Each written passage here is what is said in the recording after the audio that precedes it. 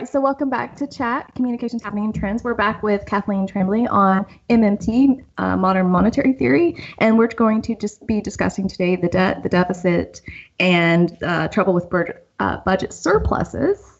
So Kathleen, welcome back to the program. Thanks for having me, Amanda.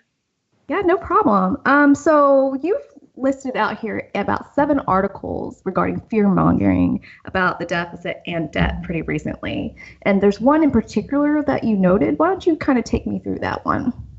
Yeah, recently, because of the recent tax bill and the recent budget, the $1.3 trillion budget that was signed last month, there's a lot of talk about the deficit and, oh no, the deficit's reaching $1 trillion, and oh no, the debt. And if you've noticed, I mean, I don't know if you've noticed in your Twitter feeds and stuff like that, or noticed just out there in general. I know the USA Today just did a thing on not that long ago on the national debt. And there's just been a lot of talk about this. And this happens every so often where all of a sudden everybody has this sort of like, oh my gosh, we're going to reach deficit and debt Armageddon, and we're about to reach the number where everything's going to blow up and our economy is going to go spiraling out of control.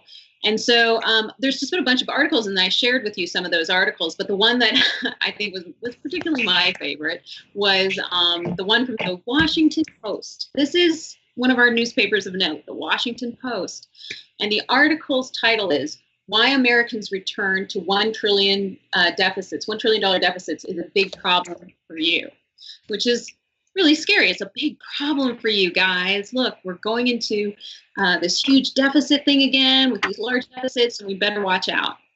Well, as we talked before, Amanda, you know, what people don't realize about the government deficit is that you have to look at it through two sides of the balance sheet. On one side of the balance sheet, it's the government's deficit, but on the other side, it's the currency users' surplus, which means that's money that comes out to us that we can get a hold of and can help us pay for things. It can help us pay down debt. It can help us save money. So people always look at it like the government's deficit is going to be our problem one day, and we're going to have a big tax bill. And the same thing with the national debt. You know, we look at it like, oh my gosh, this is this huge debt, but we don't realize the other side of that is currency users saving. So it's the currency issuer's deficit and the currency issuer's debt, but that's a deficit, and that's a debt that the currency issuer can always pay. And the deficit is never a problem for the currency issuer. They're the ones that can spend money into existence at will. So with this article, I'm not going to say the person who wrote this article's name, but she sort of, it's a she, but she kind of brings out the old scare tactics about the deficit. And so what she starts out with, one of the things that she says is, on a basic level, this means the US government is spending way more money than it brings in. This is not a new problem. The United States has been running deficits every year since 2002. Actually, we've been running deficits a very long time. If you were to look at our track record of running deficits since World War II, you could probably count on, I think, one hand how many times we've actually run a budget surplus. We've run deficits almost all the time, some larger than others, but we rarely run budget surpluses.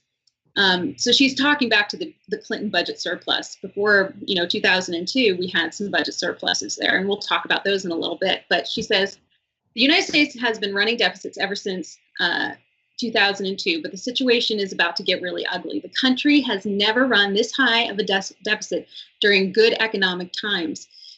If spending keeps up at this pace, and there is every indication that it will, President Trump and his successors are going to have less flexibility to pump up the economy during downturns or even a crisis. So what she's really trying to say here is we're going to run out of money. Like, we keep spending now, we're going to run out of money later, and it's going to be when we really need it, guys. Like, we need to be saving up the way any financial crisis happens to us. We like to have that savings, right, put aside just in case if you end up you lose your job and you have to live on a couple months of your savings while you're trying to find a new job, or you need some sort of medical procedure, so you have to dip into your savings.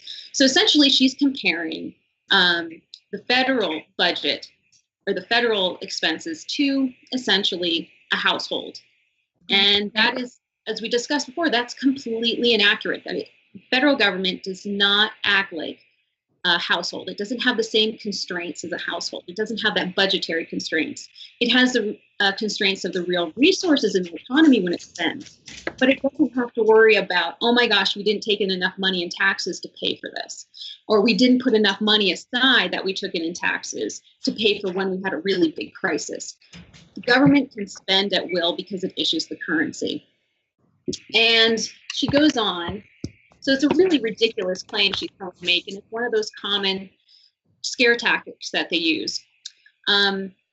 She goes on to mention some solutions, and these solutions are pretty terrible. She says, what can be done about it? Various partisan coalitions over the years, most notably the Simpson-Bowles panel in 2010. Now, these were the people that put us on the sequester, if you remember the sequester, and laid out a path to address the debt that was attractive to many centrists. Make most Americans wait longer before they can collect Social Security. Raise taxes.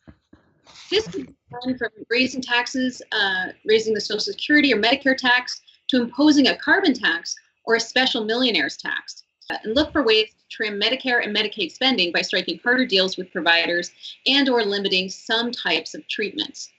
Well, can I just interrupt and basically say on the reduction or wait, having people wait longer to, I guess, make their Social Security claims or start receiving Social Security, the American life expectancy has decreased, not increased. So I just think that's really counterintuitive, considering that the fact that, you know, the idea is that you can wait because we're all living longer, and I guess that means you should fucking work longer too.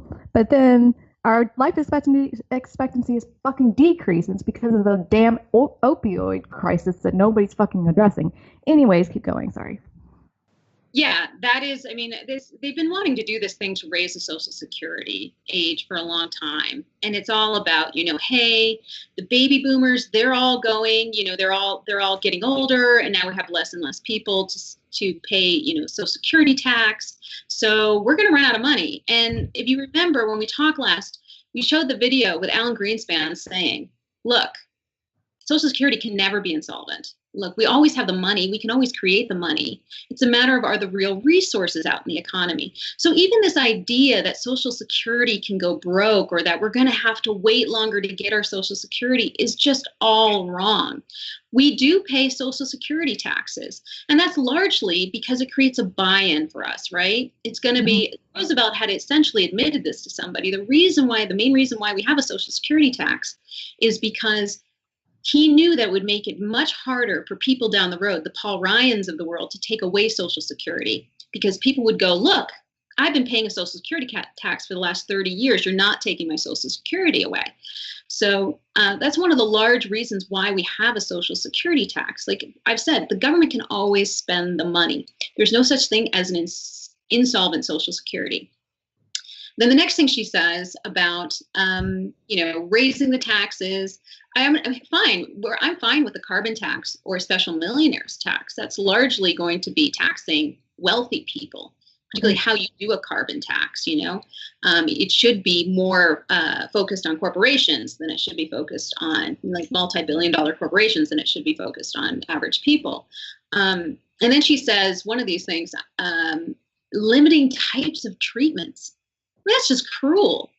This is absolute cruelty. And she makes it sound like, oh, we're just being pragmatic and responsible, And one of the things that I think Democrats really need to start to do, and there are a few Democrats that are beginning to talk in the MMT way, and a few of them are Ro Khanna, so he's a bright light. There's another guy from Hawaii named Schatz, I think, and he just recently said he brought up this plan to an even more robust college paying for college plan. I don't know if it's a free college. It's free tuition plus, I think, paying for room and board for students of a certain income level. Mm-hmm. And yeah, so it goes even further than Bernie's. Bernie's is tuition. This goes beyond tuition. And they asked how he was going to pay for it. And he says, I don't play the pay for game, which is great. Because the moment you start playing the pay for game, you're starting to talk about robbing Peter to pay Paul. We're going to take from this to do that, or we're going to raise taxes to do that, which everybody hates. Nobody likes hearing that. So that often squashes any spending program right off the bat. And we're back to the hamster on the wheel. I have a question real fast. Sure. Do you think that, okay, so say everybody's on board with something like free college and free room and board for a certain income level. Do you think that, I guess, we should do another buy-in program like Social Security, so that over time it would be actually more difficult to actually take away? Or do you think that it should just be straight across the board? You don't have to increase necessarily taxes to do this? I think if people can understand that taxes don't need to be increased, that this is a choice of our leaders, and these are moral choices. And this is why I think if the Democrats ever want to win, particularly the progressive Democrats, they have to stop talking about, hey, look, we're going to, like, for instance, when people talk about homelessness, they go, you know what, if we house the homeless, it would actually cost us less. No, it should be about housing the homeless is the moral thing to do. And we can do it. We have the money to do it. That's not a problem. It's the moral thing to do. We shouldn't be talking about how we're going to pay for it. The moral argument should be made first. Instead, people try to come up with this like, well, it's not going to cost us anything because we're constantly in this deficit mindset that we're going to be, one day this large bill is going to come due. The national debt's going to clobber us. And she's pushing these ideas left and right in this article. She goes on to say a few other garbage talking points. These are not popular changes, but neither is getting into an economic crisis caused by the U.S. government having overspent so much for so long. But she can't name one time in history that has ever happened. She doesn't go like when blah blah blah happened in 19 blah blah blah. She doesn't do any of that because she doesn't have any time in our history where that has actually happened. Then she goes on, and then remember, this is the Washington Post. It drives me bonkers. And people are reading this and getting scared. Or facing a situation where millennials, this is the big one, facing a situation where millennials and younger generation have to pay off the debts of their parents and grandparents. Not going to happen. The currency issuer can always make good on its debt. It can always spend the money into existence whenever the debt comes due. I just think that the timing is convenient, right? So they just passed these huge tax breaks, and these people have been wanting to do this for ages, to get rid of Social Security, to get rid of Medicare, Medicaid, whatever social program you can think of that's positive that actually people like. Conservatives, arguably conservatives, have been wanting, and now centrists have been wanting to get rid of these programs. So then they pass these huge tax cuts, and then oops, sorry, you know what? We've just been spending for too long, and I guess all seven of these articles come out in a very convenient time frame that's basically saying, oh, by the way, guys, we got to get rid of these social programs that you like. Sorry. Right. It's just sort of, they've been trying to get at Medicare, like the Republicans have been trying to get at Medicare and Social Security for a long time. Mm-hmm. And if they try to do it with this, death by 1,000 cuts, we'll just do minor cuts and over time we'll just destroy it. It's kind of like what they've done in England with the NHS, mm-hmm. The National Health Service. They've just been defunding it. And then when, it starts to give bad service to people, right, then everybody goes, the NHS is just so inefficient. It's not running the way it's supposed to. We better privatize it. It is this road to privatization of everything. If we can just convince people we don't have the money for the upkeep of these social programs, then, we're going to have to hand it over to Wall Street, or we're going to have to hand it over to private companies that will handle our healthcare and stuff like that. And we all know that is not the road to better healthcare. That's not the road to lower prices. That's not the road to a lot of things. It's throwing everything into the profit-making, market. This is going to be about making profits over services that should be basic human services. And once again, it should be about a moral argument. These are the right things to do for the people of our country, and we have the power to do it.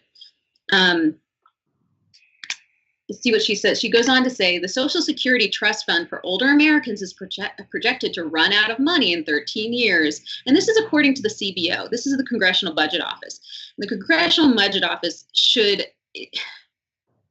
it is a horrible. I mean, somebody's like, it's bipartisan. Oh, the Congressional Budget Office, but it's actually this very horrible part of our government, because they do a lot of fear mongering too. There was an article, I think last year, where somebody wrote, and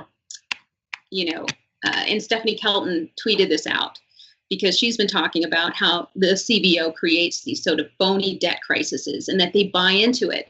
And the CBO director himself, this guy named Keith Halls, she quotes him in this, and he says, the bigger the debt, the bigger the chances of a fiscal crisis.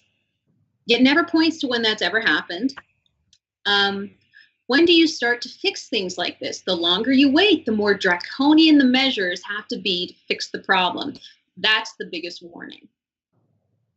Now, here's why that's really insane. Not a lot of people know this, but in Japan, they have been running large budget deficits for about 25 years. And they've been spending and spending because they've had a serious deflation problem in their economy. And their debt, okay, so currently our debt is hovering around about 105% of GDP. Their debt is 245% of GDP. And they have yet to blow up and have a massive fiscal crisis. And here's the director of the CBO, who probably full well knows this. He knows. I mean, a lot of people anybody who knows anything about the economy and in anything that's going on outside of the world, which the CBO you would think would be watching Japan, and right. Nothing has happened. And so, the fact that he's saying this, the fact that he can't cite a period in history where this actually resulted in a massive crisis for us is really silly. And ours is nowhere near the level of debt that Japan's is. I think some people may push back and say, well, there was what happened in the crisis, in 2008. But that was more of because of these these banks that gave like loans to. Anyways, can you explain why that wasn't related to this? No, it's not. It had nothing to do with government spending. It had everything to do with deregulation. It had everything to do with lenders and liars loans, and and we'll get into that when we talk about the budget surplus, actually, because the Clinton budget surplus is actually the surplus, not the deficit, is more related to the fiscal crisis of 2008 than any of the deficits we've ever run. Because remember, when they talk about this stuff, they're not talking about the other side of the balance sheet. They're not talking about it being a surplus for currency users. And I'm in no way trying to say Trump is great because he's running deficits. What I'm trying to say, though, is when the Republicans run deficits, and then the Democrats have done this recently, they tweeted out the debt clock. Look what we're now at $21 trillion. Look what Trump's bad tax plan has done. Instead of attacking the tax plan on its merits, which is essentially the largest part of those tax cuts go to the rich. At the highest time in wealth inequality, those largest cuts are going to the rich. And Bernie tends to talk about that a lot, right? Bernie Sanders does. But the Democrats put out this, and I'm sure the Democrats have tweeted about maybe something about that as well, but they also put this thing out about the debt clock. And so what they're doing is they're just tossing the political football back and forth, right? Because the moment that the Democrats wanted to do spending programs, what are the Republicans going to do? They're going to trot out the debt clock. And it just goes back and forth, and it keeps a hamster on a wheel that nothing really changes. Although the Republicans always seem to get what they want. They always seem to get what they want, and they always try to, because they'll turn around and become fiscal hawks the moment it suits them. And somehow, because the Democrats don't have much of a spine, they allow to be trounced on. And then they'll turn around and they'll do what Obama did, which was Obama did the right thing when he had a stimulus, right? He gave a stimulus. And then not very long after it, everybody's like, oh, we got to tighten the fiscal belt. And what he does a sequester. And what's a really interesting thing about the sequester is the sequester took place in 2013. And if you go and you look up U.S. household debt 2008 to 2016, you will start to see around 2013, when the sequester went into effect, that U.S. household debt, so the household debt of the currency users, started creeping up again when they started shrinking the deficit. That's not a coincidence. Right. So they shifted the I guess this idea of like the government having debt and doing things onto the people. Right. They were taxing more out You know, then they were spending, they weren't at the point where they had a surplus where they were taxing more out than spending in, but they were spending less and less and less in. And so that was less and less money, less and less of a surplus. So more and more people, when they start shrinking the deficit, more and more people start to turn to credit. And so the last part of this article, which was really, and I don't know if you've heard about this, I think it was last week, they are, somebody in the House floated a balanced budget amendment to the Constitution. Right. And this has been like, I think the dream of the Koch brothers for a long time is to have a balanced budget, which would be horrific. They have spent a lot of money on the local level to try to do balanced budgets in conservative states, at least. I know they did in Tennessee. And I think we did pass an amendment, or we're trying to get a constitutional amendment to the Constitution, and a lot of states have gotten on board to do a balanced budget. So, yeah, they have spent a lot of money doing this. And, the states, ideally, it's not a bad thing for a state to have a balanced budget per se, but sometimes when they need to spend, they should be able to spend. But of course, because they're currency users, probably. Oh, no. This was to do a constitutional amendment. Oh, to the U.S. Constitution, not to the Constitution of the state. Not to the state constitutions, yeah. You have to have, however, 3/4 of the states if you're doing a constitutional amendment to ratify anyways. So, but they're doing a way to start at the states to get together and then force Congress to put it on, I guess, up for debate or whatever, and then vote on it. So when Congress proposes it, officially passes it, proposes it, then they'll have all their ducks in a row to ratify it. Essentially, what they're doing. I gotcha. Yeah, so somebody floated it. Now, in this article, thank heavens, the woman does say it doesn't look like it's going to happen. Most people say it's not expected to pass. But they're starting on it. They're trying to get it through. And so, this is what this leads to, this kind of talk. And what she doesn't even realize is that her whole article leads to this kind of horrible governance, And so, it would be a really, really horrible thing for the currency issuer to have to balance its budget. That means that there's not going to be a lot of surpluses coming out. We won't have deficits. We'll have to balance our budget every year. Right. And it will be, and one of the things that people have to understand is that currently the United States is a net importer, which means we import way more than we export. So we're not bringing in extra money from the foreign sector. So we don't have that surplus of money coming in. We don't have a trade surplus. So more of our money is going out than coming in. So Stephanie Kelton has said, because of this, where the United States is right now, the federal government should be running deficits almost all the time. It would be the rare occasion that it would need to balance the budget or run a surplus. Most of the time, it should be running deficits to make up for the fact that we don't have cash flowing in from the foreign sector as well. So speaking of bad ideas, I also promised to talk about budget surpluses and the Clinton budget surplus in particular. Now, a lot of people, Janet, a lot of people look back at the Clinton budget surplus as the most amazing. Oh, it was this great thing, the Clinton budget surplus. Remember when they did this wonderful thing for the economy? Well, it wasn't so wonderful for the economy. One of the big things that started happening in the 90s when they decided to do this budget surplus, when they decided to really tighten the belt and have a budget surplus, is that's when our trade deficit got very large. Okay, so it started to really grow in the 1990s, and that was in large part because of, free trade agreements and stuff like that. And so there was less and less money coming in. And as a matter of fact, we got to the point where we had a trade deficit. I mean, we'd been running trade deficits, but the trade deficit got quite big. So the government started taking in more taxes than it was spending. So it was taking more money away from us than it was spending in. So it ended up with a budget surplus. So that left the currency users, or as they say, the domestic sector of the economy in deficit. So of course we were becoming more and more reliant on credit. So we started getting into credit cards and payday lenders and on and on. And this was also around the time where people had less and less money to put down on a home. So when they did take out a loan, the loans were much larger. So people were just getting, our debt was growing. And then, of course, this was also during the time when they began to really start selling mortgages to people. More and more people were being okayed for mortgages left and right. So essentially, whenever the foreign sector, we're not getting money from the foreign sector, we're not getting money from the federal government, there's only one entity that's left to spend, and that is the currency users. They're the ones that prop up the economy at that time. But the only way the currency users can spend is they either go into their savings or they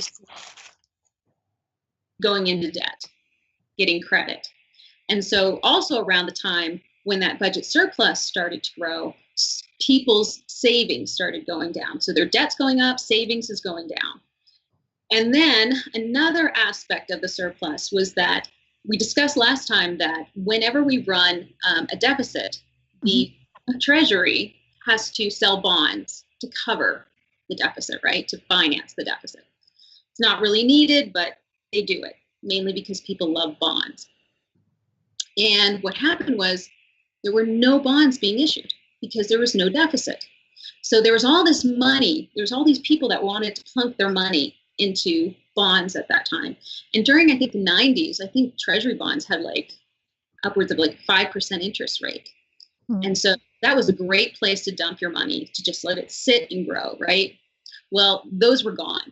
People didn't have them to put in there. But there was a financial instrument that was very, very attractive to these people. And the financial instrument was called a mortgage-backed security.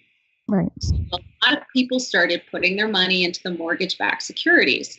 This drove up the demand for mortgages, for more mortgages. So lenders kept making riskier and riskier loans to people in order to get their mortgage numbers up so that they could sell them off to Wall Street, and Wall Street could bundle them into this package called a mortgage-backed security. And so, oddly enough, it was the Clinton surplus, because we weren't issuing bonds, that also contributed to the blow up of the mortgage-backed security. And once people got a taste for the mortgage-backed security, even when we started running deficits again under George W. Bush, people weren't as interested in getting the bonds. They liked these mortgage-backed securities. On top of it, around the time we started running deficits again, Alan Greenspan, who was chairman of the Federal Reserve, he said, we're going to keep the bond rate for 1%. Well, that's a terrible yield, right? So the mortgage-backed security became the thing where people wanted to dump their money. So, of course, that just created more and more riskier mortgages out in the real economy. And then, of course, we know what happened beginning in like 2007 and 2008 and how that all blew up. So Clinton surplus kind of lit the spark. It lit the wick on that moment.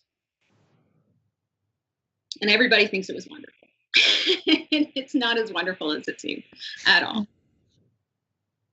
Where do we stand now? Because with all the fear-mongering that we have involved in this, how do we make sure, how do we help counter that narrative? Other than, doing kind of segments like this, but if somebody immediately says, well, how are we going to pay for it? Or look at how the debt's so extreme now and the deficit, what would be like the best kind of 1 sentence or 10-word response that we could say to help counter this narrative? Well, one of the things you can say is, the national debt savings account. And you can explain why it's a savings account, that it's made up of these bonds, and that most likely if that person has a retirement account, they have U.S. securities in that, or if their parents have a retirement account, they have U.S. securities, meaning they own part of the national debt. Also, you can tell them the deficit is the currency issuer's deficit. Say, the United States government, it's the currency issuer, right? It issues the currency. And they'll probably say, yeah, it issues the currency. Well, yeah, it's their debt, but it's the currency. It's their deficit, but it's our surplus, because there's two sides of a balance sheet, and we're currency users. So it must be our surplus. You can't have a deficit and not have a surplus somewhere else in the economy. And then they'll start going, well, what? And then you'll say, that is money that comes out to us. That's money we can get a hold of, and that when a government runs a budget surplus, that means they're taxing more money away from us than spending into our economy. Therefore, that's less money for us. That's less money in our pockets. That's less money in our savings account. And that's less money for for savings, or for paying down debt, and actually often causes us to go into debt. So you can begin to do that, and that opens the door to start beginning to explain MMT and how it works, and how there's currency users and currency issuer, and what that relationship is, and what it all means for us. I think one thing that I am taking out of this that I'm actually pretty surprised by is, I guess, the Clinton years. Once again, they, in their various wisdom, has fucked up things, but ended up maybe contributing to the financial crisis that we saw later on down the road. I think everybody's kind of blaming George W. Bush on this, right? Because of the war and all the spending and things like that. So how do we, I guess, explain that in very, very, very simplistic terms? Because I think it's good. I don't think it's good, but I think a lot of people, and including myself, I'm still trying to come to terms with that, that potential reality, right? Right. Well, I think it's because everybody thinks the surplus has to be good. If the government, we know if we have a surplus, right, it's good. Our savings is what we consider our surplus money. We have that waiting for us. And so if the government has a savings account and is waiting for when something really bad happens and only then we spend it, that's just being responsible, because that's how being responsible in our own life is. But it's actually the opposite. When we think about the federal government as a currency issuer, we have to think counterintuitively. We can't think of it, and the problem is we're looking at it through a micro lens. We're looking at it through microeconomics, not macroeconomics. We're looking at it through households and business budgets, where you have to worry about the money that you take in as opposed to the money you're spending out. But if you, like I said, so for instance, Amanda, say you had a village of people and you were the queen, and you had Amanda bucks. And that's what you spent them into existence. And we all have Amanda bucks, and we've accepted those Amanda bucks. Now you can print those Amanda bucks at any moment, right? And you can spend them. You want a road to be made, you start putting out Amanda bucks, and you start hiring people out there in the village to go and build the road. Well, here's the thing. So if you start spending in more into the economy than you're taxing away from us, right? Are you really going to have does that create a problem for you to ever spend? Do you need our money to then continue to spend? Right now. No, because you can issue it at any time. And then also, do you ever really have any real debt? If you had your own printing press, would you ever be getting into debt if we were accepting your currency? If everybody out there was accepting your currency, could you ever go into real debt? No. So, and it's the same thing with the federal government. It can't go into real debt, but there is a real constraint, and that is the resources. So if you only have a town of, say, 14 people, and you want a very, extensive road system, it's going to be very hard to build, right? You're just not going to be able to spend a ton of money into the economy and get the road built. You might be able to pay us a lot, but that's not going to speed up how fast we can do it, or if we have the supplies and the goods to do it, right? Right. So you're always going to be constrained by what you have as far as resources. And if you start spending too much in, right, and it fills up our pockets too much, then it's going to make the price of everything else go up, because how much food is there in this village, and how much of the things that we need every day, how many houses are there to live in? So it's going to drive up prices as you spend too much. So it's the real resources that the currency issue has to think about. It doesn't have to worry about going into debt, because it can never be insolvent. It's like Alan Greenspan said, Social Security can never be insolvent. It's like any program. It can't be insolvent. We decide to stop spending when the federal government decides to stop spending on something, when they pass a law and say, we're not going to spend on this.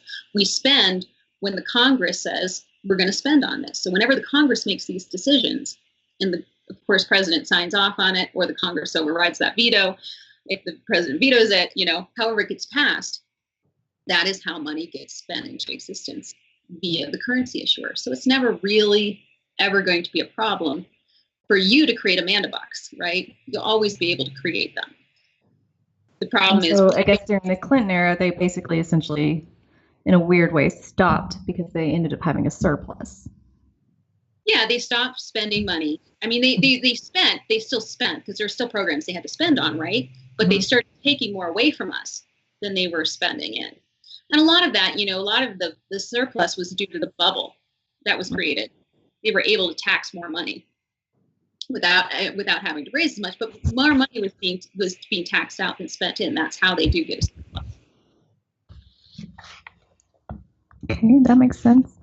And part of that was due to, if you remember at the time, to blame it entirely on Clinton isn't fair, because it took a Republican Congress at the time they were working in concert with one another to create the budget surplus. Yeah. They really cut. The one big thing that they did was the biggest thing that they did, rather than raise taxes, they cut spending rather significantly. Mm-hmm. The spending got less and less and less and less, and sort of the taxes. I don't know how much. I don't even know if they really raised taxes during that period, because I don't know how that would have gotten through Congress. But it was really cutting a lot of programs. And if you remember back, they were cutting a lot of the programs and really kind of they acted like they were running government really lean and stuff like that. Like that was somehow some great thing that they were doing. But the only reason that people think a very lean government on the federal level is attractive is because they're thinking about their own like micro budgets that they have to, in a microeconomic way, where they have to actually maybe consider or should consider having a surplus, a savings that they can withdraw from. But if the federal government starts cutting essential programs, that means that we are going to be responsible for making, buying more food or anything like that. If they cut WIC, or if they cut what's the one? SNAP? Yeah, they cut SNAP. What I mean? Then we're responsible for making sure that people have food, or they don't. Think about it. When if you say you're having trouble making ends meet, and then you used to be dependent on you were dependent on just getting so much from SNAP or getting so much from WIC, or the way that welfare had once worked, you were dependent on that. What happens a lot of the time is sometimes you can go out and get another job or something like that to make up for it. Sometimes you may have to borrow from your parents, right? And that means them going into savings so that they can help you. Right. So that's happening a lot. So whenever they start cutting programs, it's less and less money coming out. And therefore, a lot of people have to either, go into their own savings or ask mom and dad. And so mom and dad's savings starts to shrink as well, or some relatives, somebody that they know cares about them enough that will be able to lend them so much money a month until they can get by. So they can get by for a certain period of time and adjust. So, yeah, the government doesn't need our money. The federal government does not need our money to spend. The taxes just get taxed out of existence whenever they tax us, because they can spend at will. They don't need us. It's the same thing as like when I talked about the pizza parlor thing, where they don't need anybody to bring the coupons back, right? They don't need to keep the promotion going. They don't need anybody to bring the coupons back. The pizza parlor owner can always issue more coupons whenever they want. They can, somebody could give out like 5 pizza, free pizza coupons, and then have not one of those people come back in to redeem it, but then have 5 more people come in to get that free coupon, right? They bought their pizza, so they're going to get the free coupon. Well, just because none of those people he gave them last week their coupons, they didn't come back, doesn't mean he can't give them the other people who came in the next week coupons. He just has to print them out. So they can constantly keep it going. They're not depending on us having to. The taxes play a different role. The taxes create demand for the currency.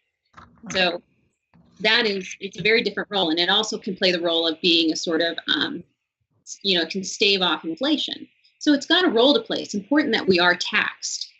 But at the federal level, it's not needed to pay to allow the federal government to spend. You are just listening to another segment from Actify Chat. Please remember to like, subscribe, and share. Also, we want to continue to bring you more content and need your help, so why not jump on over to our Patreon and support us? The link is www.patreon.com/ActifyChat, or can be found in the description below. Thank you so much for listening.